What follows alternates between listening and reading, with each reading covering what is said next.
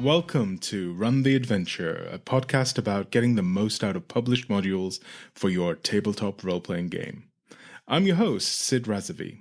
Every episode I take a look at a module to show you where the fun is and how you might want to tweak it to suit your game. I hope even if you decide not to play this particular adventure, you will get some interesting ideas out of it. The following content is aimed at games masters, or players who want to be games masters. So if this is a module you're going to play, this is the point when it's customary to warn you about spoilers. But if you're ready to step behind the screen, then there is no better time to start than right now. I've been running games for over 30 years now, but my aim with every episode is to put myself in the shoes of a new GM. As well as breaking down the scenario and how it plays, I'll be peppering the discussion with useful advice for the relatively new games master who has to try to run this for their own group. I hope the discussion will prove interesting for veteran GMs as well, who are looking for ideas for their own games. If you've listened to previous episodes before and liked what you've heard, can I ask a bit of a favor? Would you be able to post a review on iTunes, Google Podcasts, Spotify, or wherever you get your podcasts?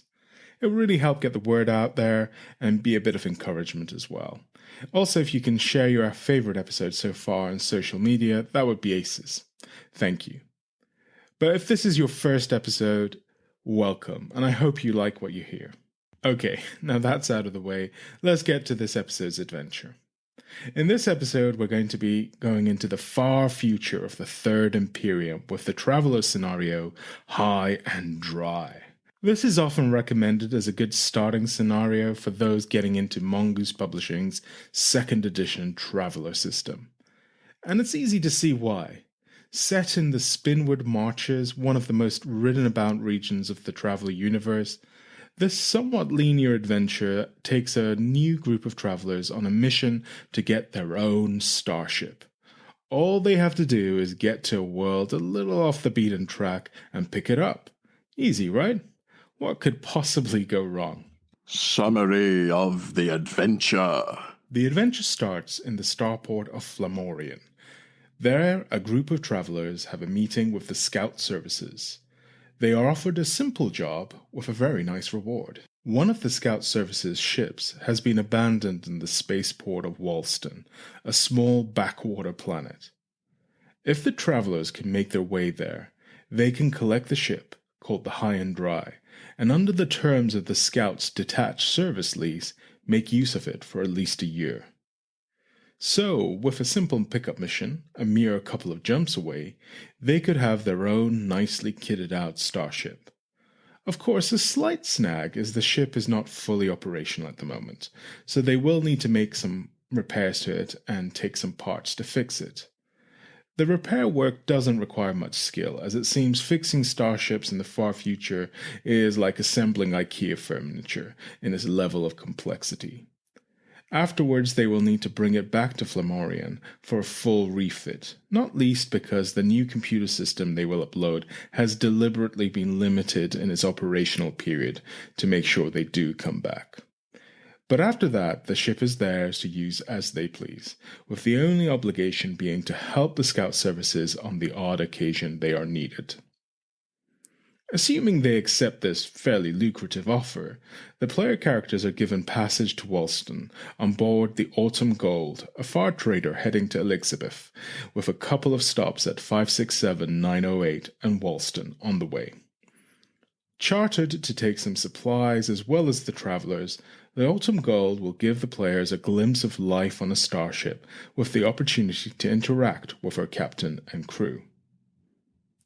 The short stop at 567-908 lacks any conflict, but there are a couple of opportunities to get a sense of the variety of worlds in the Third Imperium setting. Unfortunately, the world is just dull and drab, which I guess is a lesson of some sort for the players about traveling the stars. Besides the personnel of the tiny scout base and an observatory, there isn't much here to interact with. The meat of the adventure starts when the Autumn Gold makes a planetfall on Walston.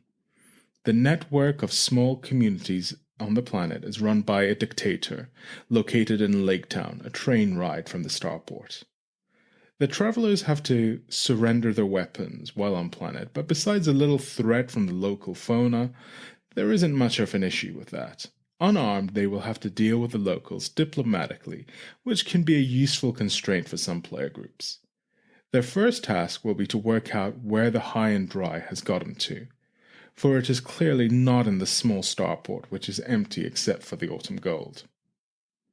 From the starport, they can find someone in the port authority that will tell them the basic situation with the ship.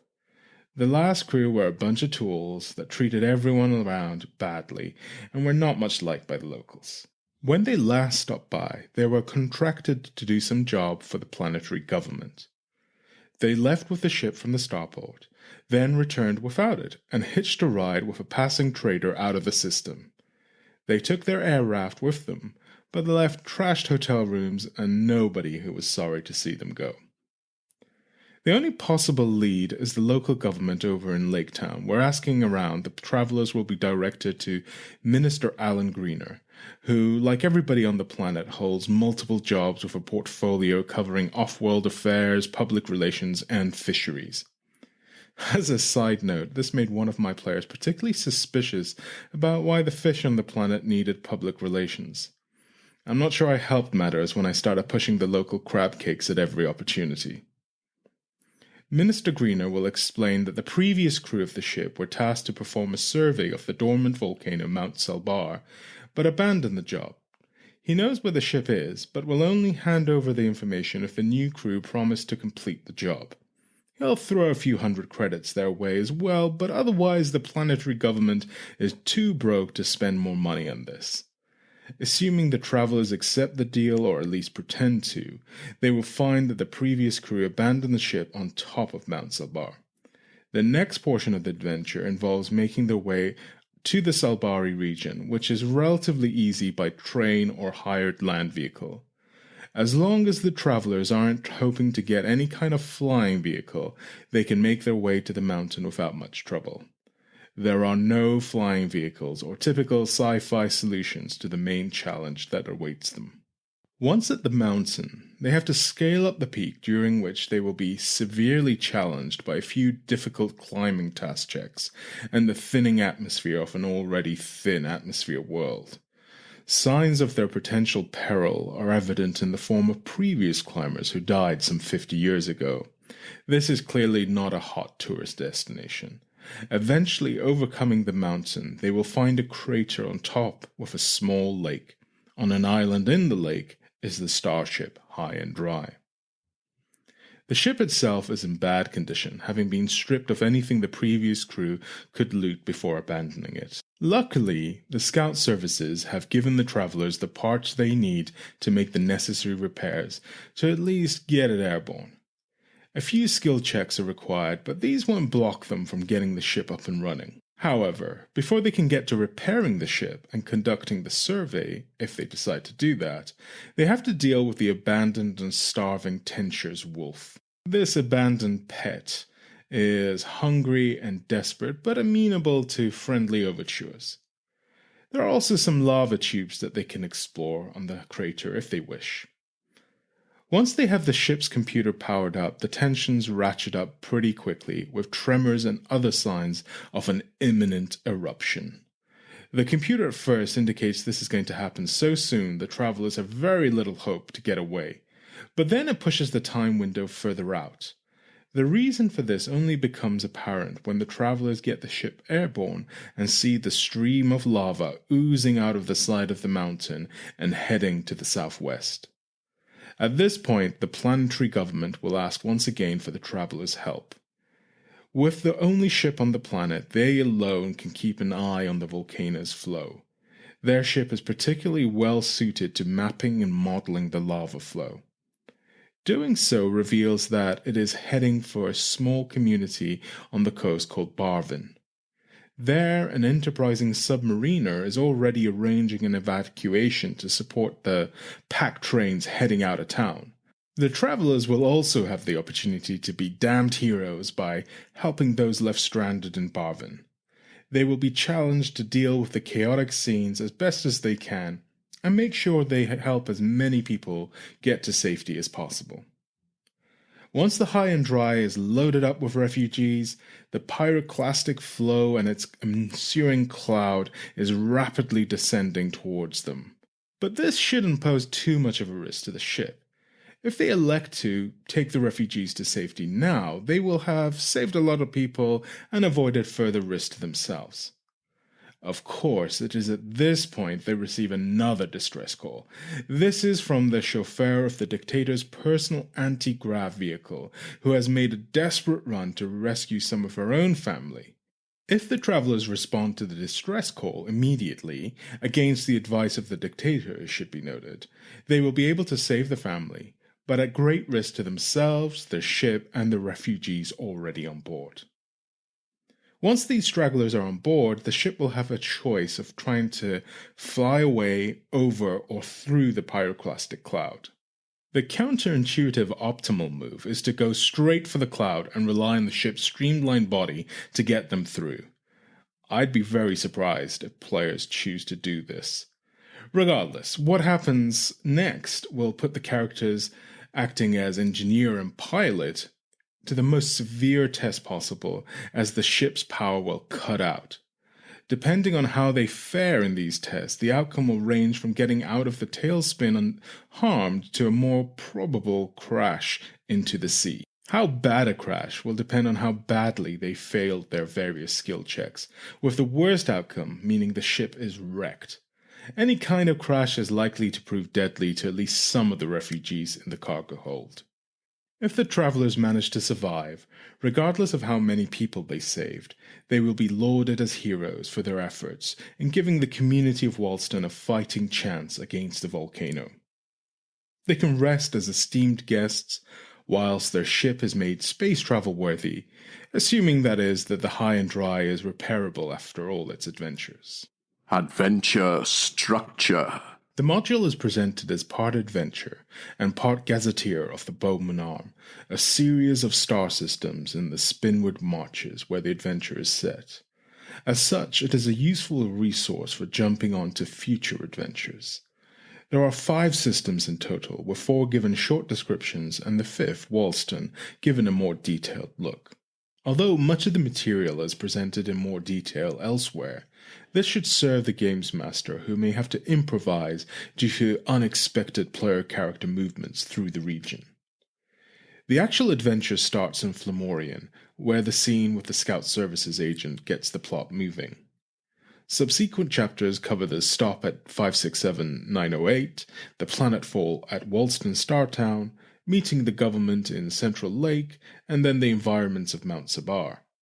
The final sequence of chapters covers the dramatic events getting up and then off the volcano before finally dealing with its eruption.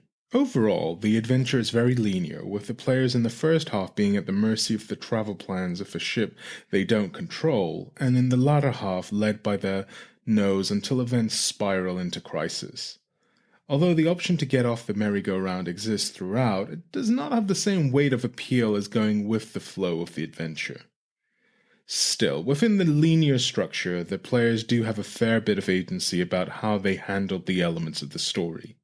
Each locale is given a lot of space for fun role-playing and improvisation by the willing GM. As a GM who enjoys making up one-scene NPCs and inventing local cultures, this was very enjoyable to me. There is not a lot of high-stakes tension in most of these encounters, and plenty of latitude for embellishment.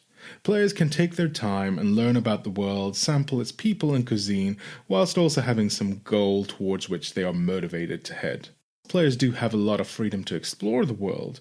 The module goes out of its way to make 2 critical points of the adventure, getting up the mountain and escaping the consequences of rescuing the stragglers, dependent on a series of skill checks that is difficult for players to avoid or creatively resolve.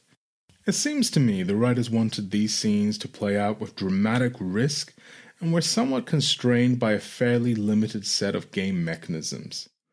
Whilst the final outcome is probably up for grabs, the players only have a limited repertoire of moves they can play.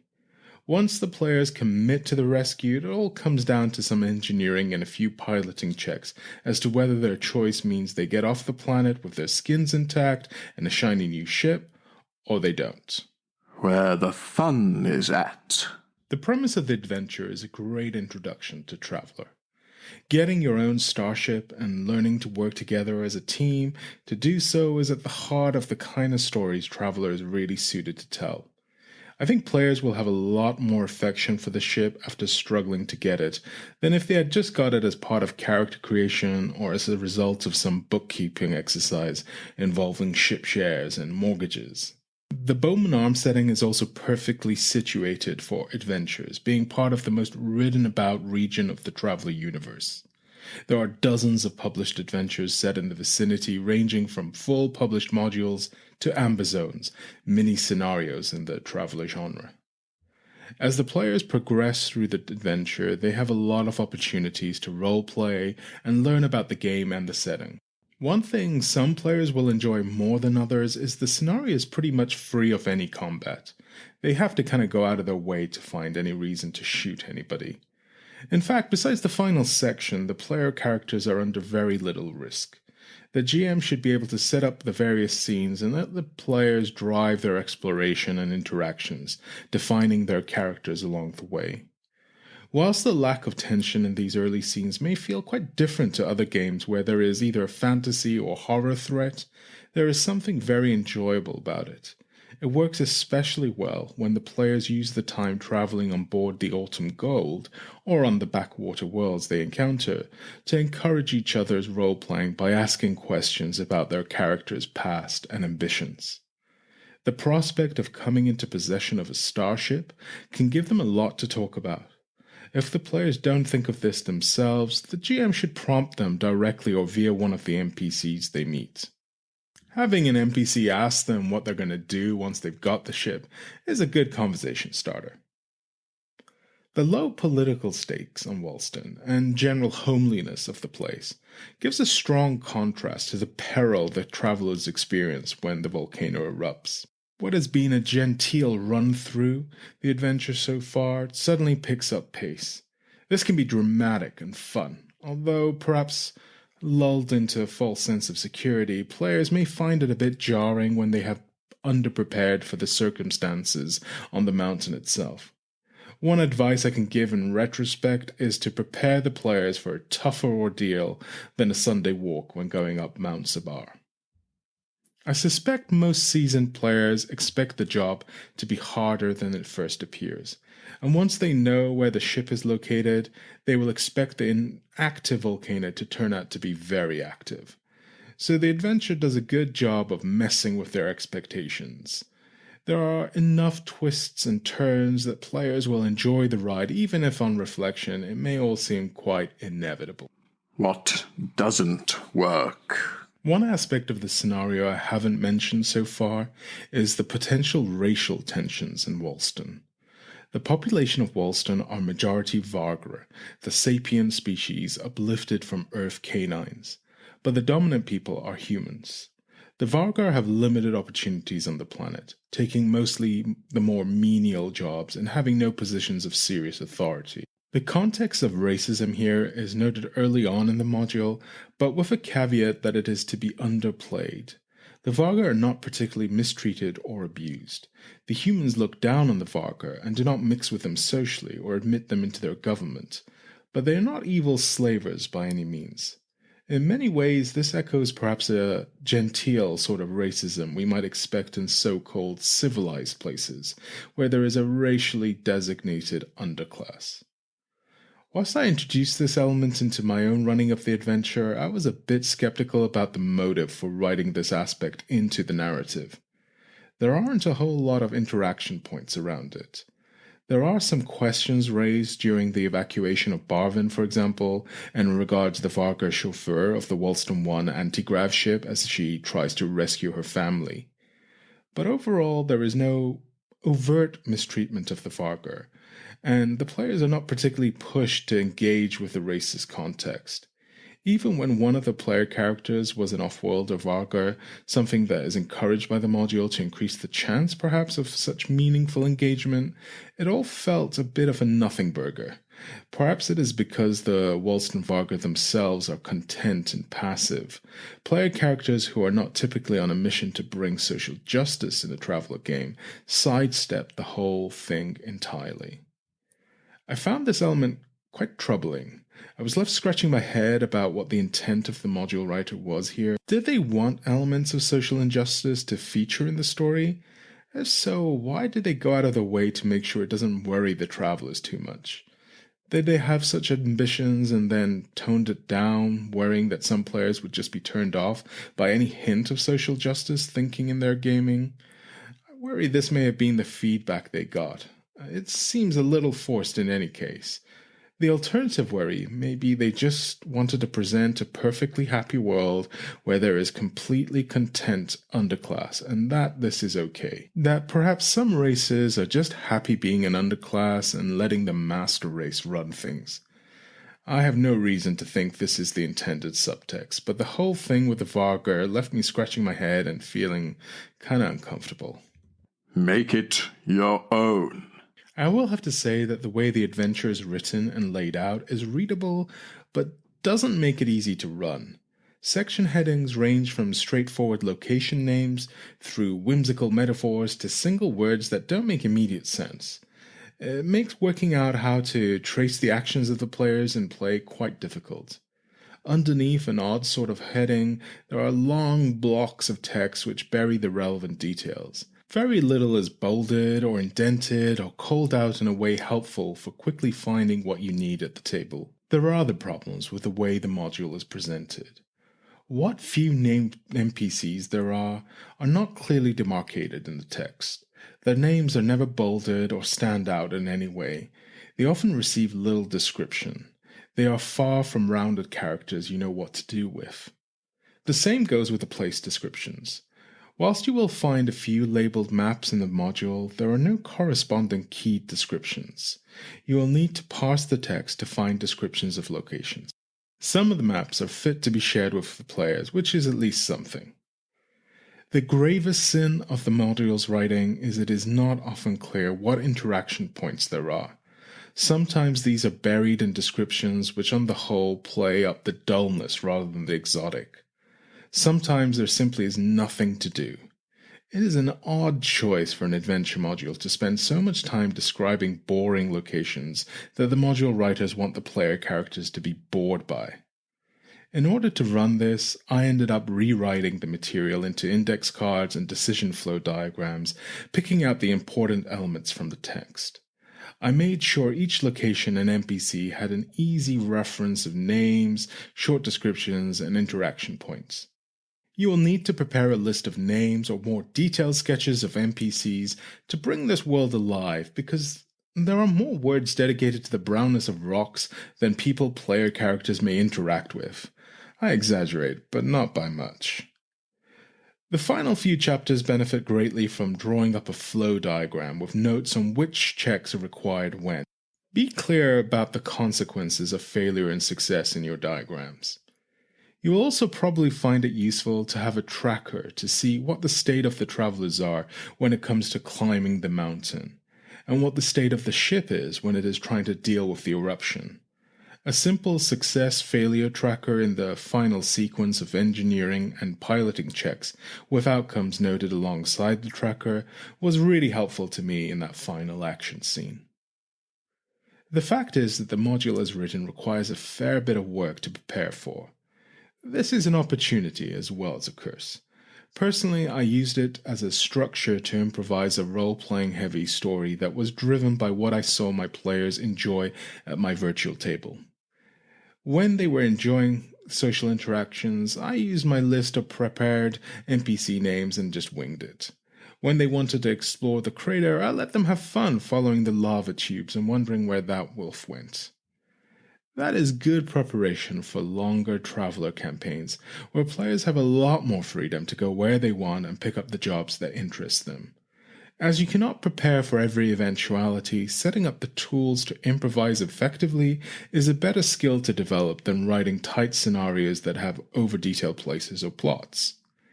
As such, High and Dry, in its shortcomings as a published adventure ready for immediate play, it is not.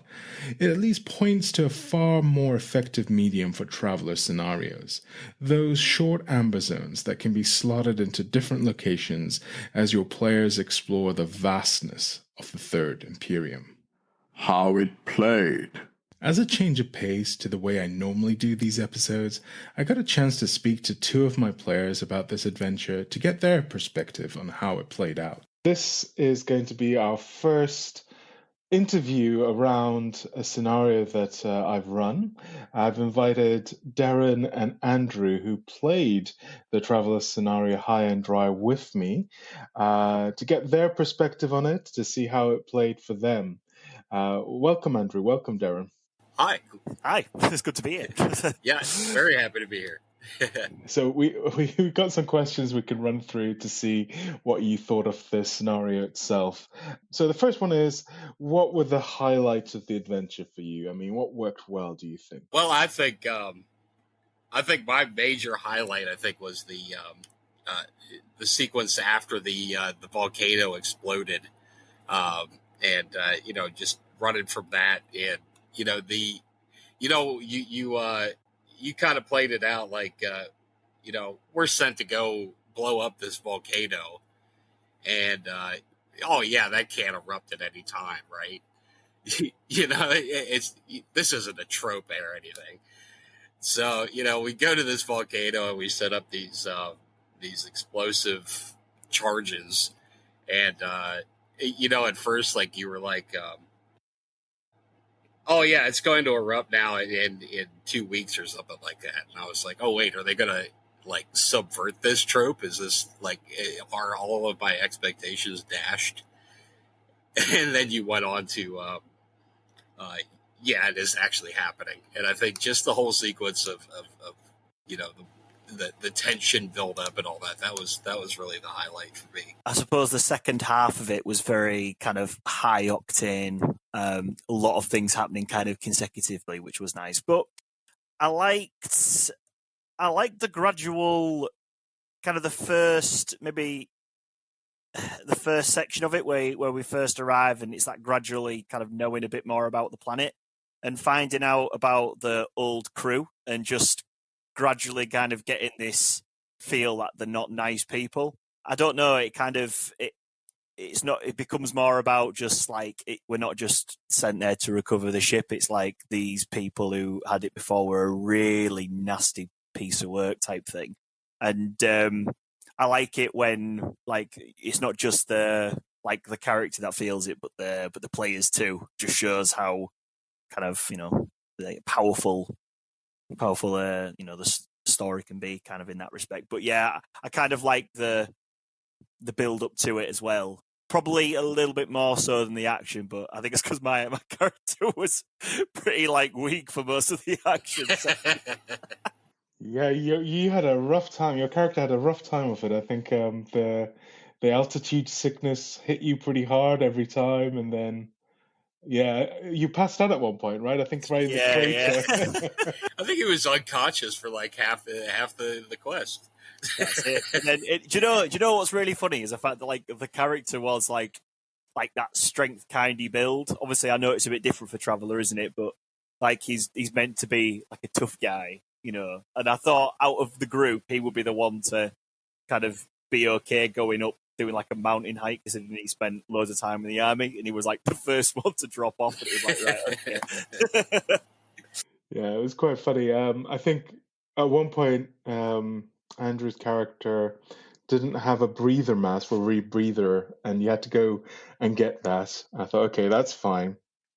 And then by the time you got to the top, the altitude sickness, which it has a bit of a ramp up. It's quite severe in the way it kind of plays out. And another character played by Jonathan was. He got into a full 0G suit.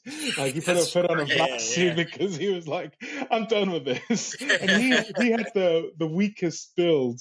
Like he was a very short Vargra. The the canine kind of aliens, and he was short and he was very weak, and he was just like, I'm not taking any more chances with this. That's hilarious. All right, from the positive to the not so positive, what didn't you think worked? Derron, do you want to go first? I've got a couple of notes that I've made. Not that it's a bad. We'll go to that later. But it was so bad. He actually wrote it all down. And I think the biggest thing was it's the difficulty, the rolling difficulty. So obviously the example that was used as my character, but it got to the point where like. Usually like a failed roll, or maybe I'm part of the branch of storytelling where a failed roll may impact a scene or two. But obviously the failed roll of the altitude sickness kind of made my character kind of progressively worse, and it had knock-on effects for the other rolls, and it kind of snowballed. And it just made it quite difficult to come back up from that. Even though it got to the point where it was like near when we actually got on the ship, my character couldn't do anything, otherwise he would have just died. You know what I mean? And I know Traveller can be a very unforgiving system, which for me, I've played Traveller before. Like it's nothing new. But if you were to say transfer to something like I don't know, like Dungeons and Dragons or something, just out of example where death. When it gets to a certain point, death's not really something that you worry about as much. Whereas, if you fall unconscious or get knocked down, it's like, just revivify type thing. But I think that the snowballing, it kind of got to the point where it was like my character couldn't really do anything unless he slept for several days, which obviously would have made it hard for other characters to fly the ship or to engage with any of the other problems that led on later. And I think for other players, kind of coming into the system, it might be quite a hard pill to swallow. I don't know what you guys think about that, but yeah, I think honestly, as far as the system goes, that part honestly kind of excites me because I think there aren't really a lot of great stories that don't have a lot of failure in them. When Fix crashed the ship, my heart sunk. I really felt that like deep down. And but at the same time that was kind of exciting, but there is that thing about Traveller where its damage system where, it does have kind of a compounding effect and you might wind up in a situation where, yeah, you can't do anything. And, that's realistic. And, sometimes realism isn't what you want when you're trying to have fun. You know what I mean? So, I totally understand that, but, yeah, for sure. Coming into Traveller from something like Dungeons and Dragons where you can just revivify or, if you're starving, you can create a feast from your magic. It's definitely an entirely different animal altogether. Yeah, I agree. In some ways, the system is so simple. Often it just basically comes down to roll 2d6 and get 8 or more, right? So there's not a lot of complexity to it. And so the rules for combat, which I can't remember, did we even have a fight in the game? I can't remember. I don't think there's any. Did we roll initiative for the guy that was trying to drive the truck into the ship? Right, maybe, yeah. There are opportunities where you could have, and certainly I think some groups might have resolved some things much more violently than you guys elected to. My point was really that the combat side of things can be very lethal, but the altitude sickness, it was one of the rare occasions where I have to be honest, I fudged some of the effects to mitigate it because it was that cascade failure where I was just like, you're just going to go into this terrible death spiral very quickly. Yeah. And it's just not going to be very fun to die so close to the end point.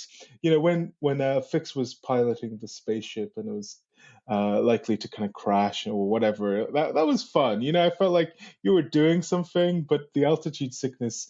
I think there was an earlier stage where Darren's character was about to die, and I was like, well, that's just not fun. Don't know if that's the rule system so much as the scenario. Actually, it's like a bespoke bit of the rules, a bit of ruling that's in the description of the scenario, and it's kind of got this cascading failure, where effectively it just gets worse. And then there's also that bane of many RPGs scenarios, which is climb checks, where there was a number of points where you could basically just climb and fail the climb roll and dropped to a huge amount of damage because you're dropping.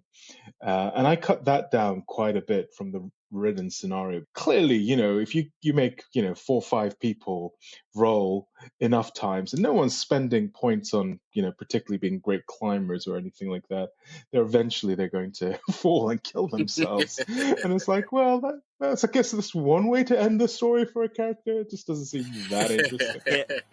If I were to run this, I think just with the benefit of hindsight, I think that I would really, drill into my players, really make the Mount Sobari, the volcano, excuse me, just really drill it into them that this is not going to be an easy climb, and they're probably going to need, we have we're given this, massive catalog of stuff with survival tools in it, and I think your players could really benefit from taking the time to prepare and really understanding the challenges beforehand. Do you think that the story could have had a different outcome? Did you feel like you were in charge of the outcome and it could have gone otherwise? I genuinely thought we were going to die when it went into the water. I was like, yeah, we're dead. Yeah. I don't know if that's how it was going to be played and you did a GM magic and we were okay, or I don't know. But as soon as, like Andrew was saying, like as soon as we hit the water and we were going under, it was like, yeah, that's it. I think we're dead. I didn't know if that was, that was going to be it or not. Yeah, I don't know that I felt like, in fact, I actually feel like the outcome was not in our hands, which isn't necessarily a bad thing, because this isn't, D&D where we're playing, superheroes and that sort of things. We're ordinary people. My character was a criminal from, the ghetto, and Darren's character was an old army vet, and, so on and so forth. And, I think that, honestly, I don't think that it could have ended any other way. I don't think that there's anything that I would change about the way that it ended.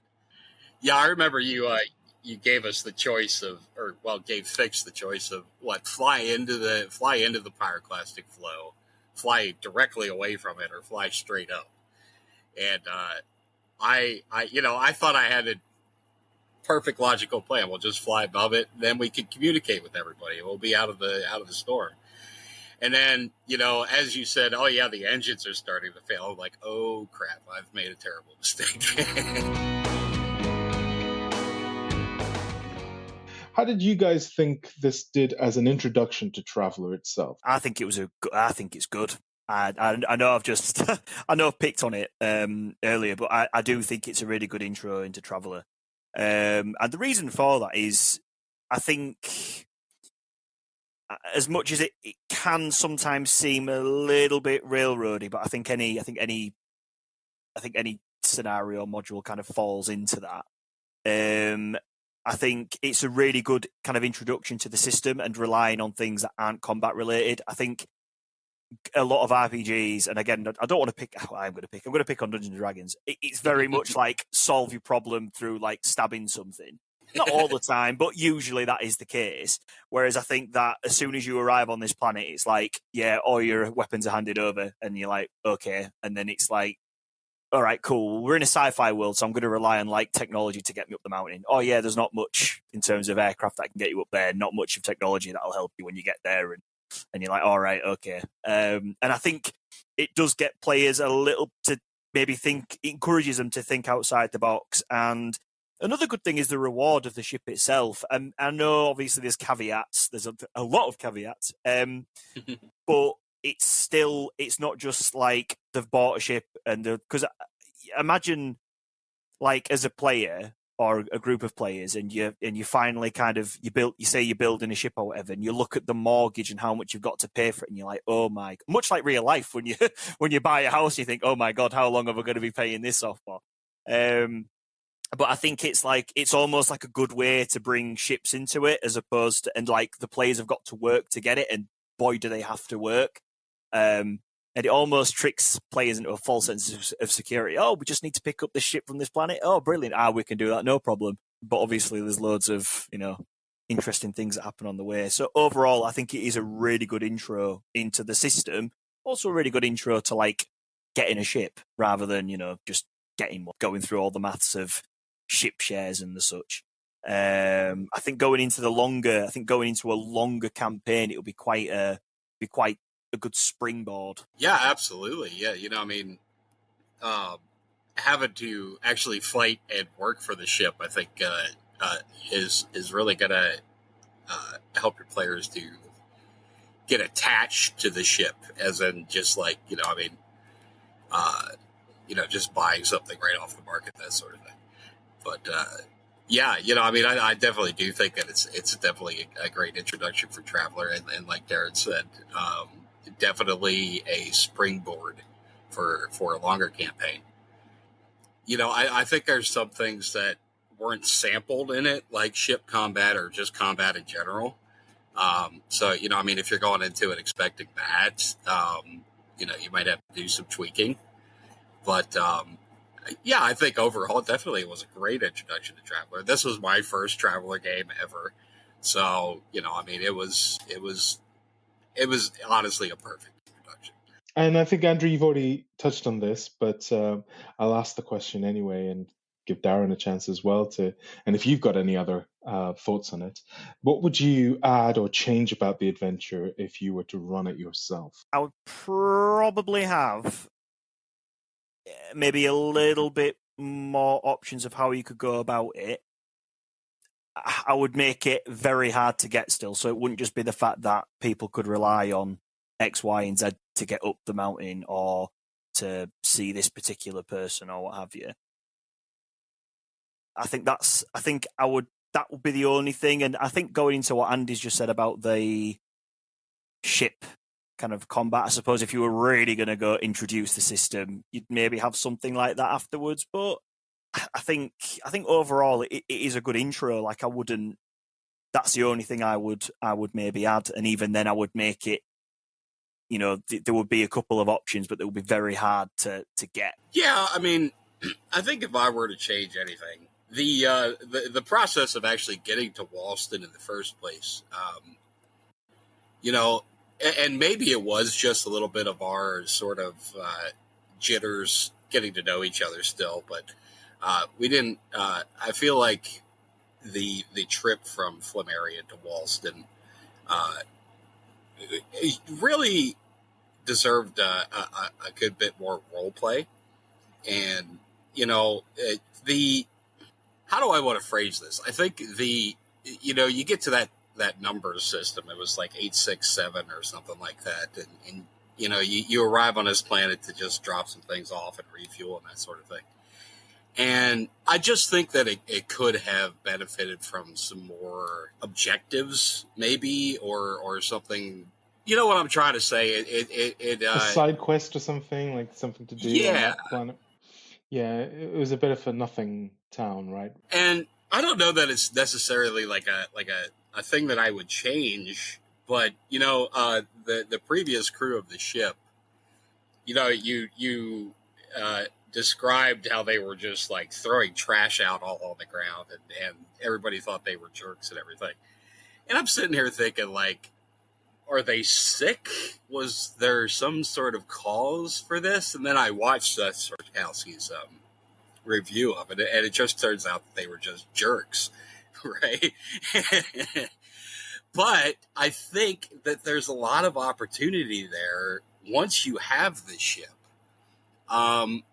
to maybe have something like that. Like, was the previous crew thinking? What were they doing? Why were they throwing all their trash out there? Maybe they weren't just jerks. And I think that's I think that might be an interesting tweak if you decide to run it yourself. And finally, there you have it. For our group, High and Dry was a good introduction to Traveller and has a lot of elements that tick the boxes of a sci-fi adventure, minus the combat elements. I'm a bit ambivalent about the lack of tension in the early part of the module.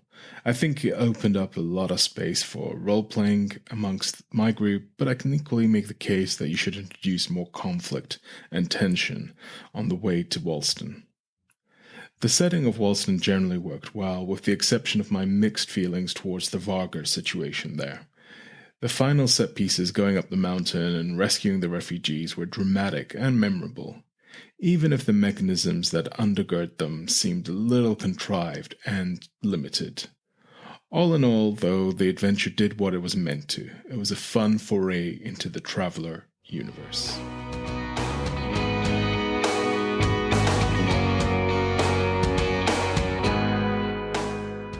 Thank you for listening to Run the Adventure with me, your host, Sid Razavi. I'd love to hear any feedback, questions, or your thoughts on this episode.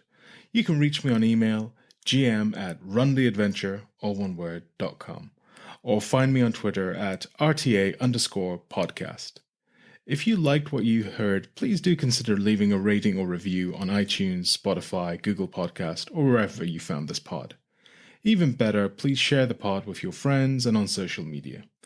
Links to today's adventures are available on the show notes and on the website www.runtheadventure.com.